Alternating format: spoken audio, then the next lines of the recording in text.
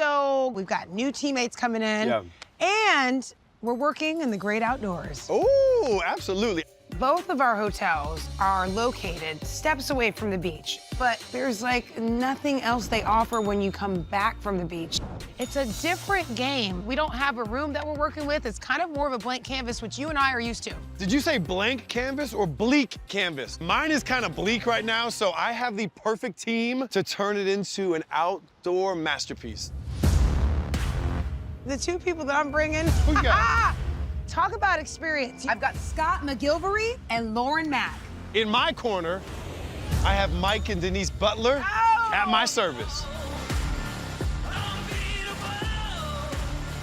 We're bringing it back. I've never heard of Scott. Yeah, right. In the house. We have a lot of work to do. Oh, yeah. At the end of the day, though, I really feel like both of these hotels are going to win. Absolutely. Especially in the outdoor space, because right now they just have rooms and there's no other entertainment value at all. So Mike and Denise, it's a little bit of a mess, so I need you to help fix my Franken outdoor space. Well, the fact that it's a blank canvas, like, that gives us room to just go nuts. If anybody knows something about outdoor space, it's these two, and about like what vacation is all about, right? Absolutely. Sometimes when two things come together, it's like 1 + 1 = 3.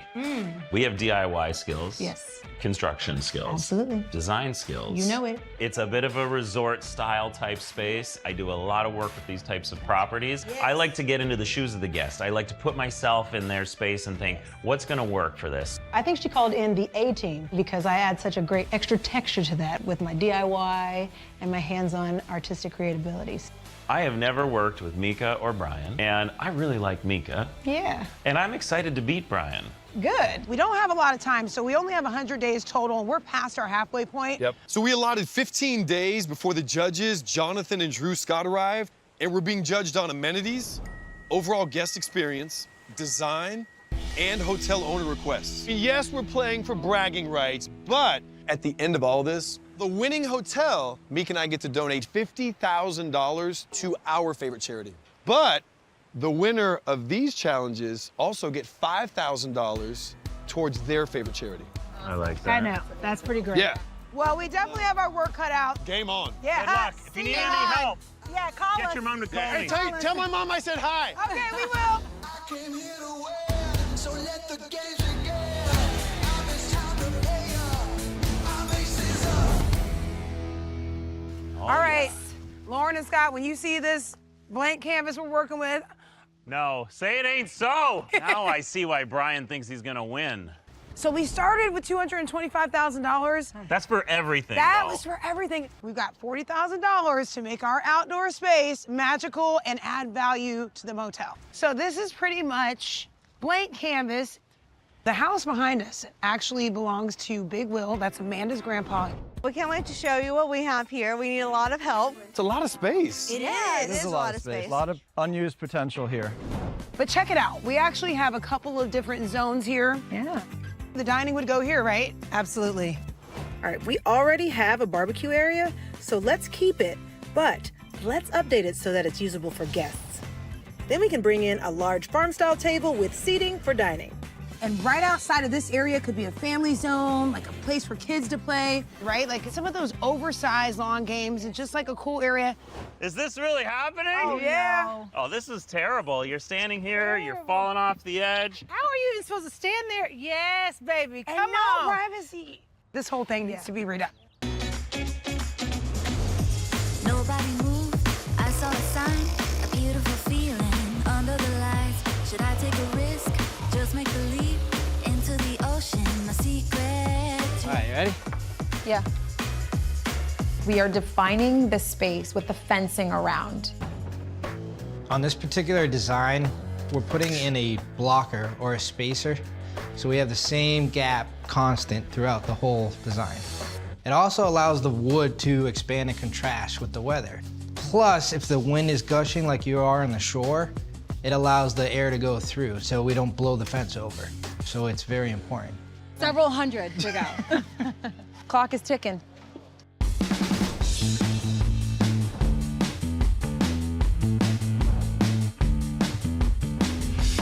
Smell that? The smell of success. Smell of winning. I love it. All right, All right, yeah. couple more boards Yep, on this side, yep. and then the deck for the hot tub will be Yes. as far as we need to take it. The best way for us to make this property more profitable is to make investments that get more bookings and is a profit maximizer. People are actually willing to pay more to Yes. stay at a place Right. that has this type of amenity. Right. This is so amazing. I really love what's happening with it all. It's all coming together so great, right? We've come up with this idea to do a platform. Yeah. If we're gonna add the hot tub, we've gotta add our sauna. How many screws are left in that box? Man, there's 4 screws. I got left. 2 left here. We're running out of 5/4 board. We've got 6 screws left. We're running out of daylight. There's only one thing left to do at a time like this. Write a country song? I need to think. Oh. Let me get on the phone with Mika and see if she can pick up some more lumber and some more screws for us. I like that idea. Yeah. See, all I had to do was put the hat on for a Yeah, minute. just take a little thinking. We got this. Kind of tricky with this one because you walk in to Mika's space and there's so much going on with the stage, the sauna, and the spa. That's hard cost. They spent money there and they're getting a lot of value back because people will pay more for that. But from a design standpoint, when you go into the Beacon, it instantly looks like a resort. I would call Brian the deacon of the Beacon because he has brought so much marketing power. He's created a brand that can go far beyond just this property. Yeah, I know you. I've known you for 45 years. You know which one. I know which one you choose, and I'm on the same page. All right. You guys all worked so incredibly hard, and the spaces looked incredible.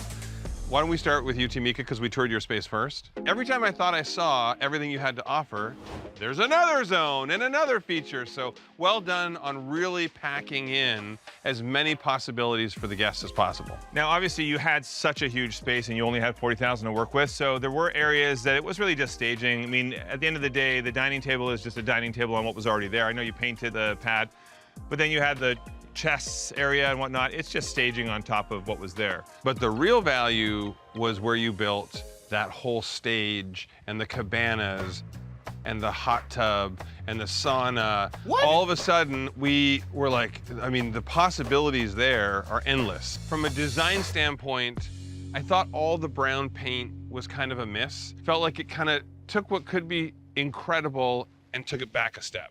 I would say if we're thinking aesthetic, you guys definitely hit the mark. Your branding, I mean, Team Brian, you have turned into the branding gurus because you have really hit the mark for how you're trying to create a name for the Beacon. To Beacon transform. beer? Beacon beer. What an Beacon burgers, Beacon beer. Yeah. It literally looked like a resort.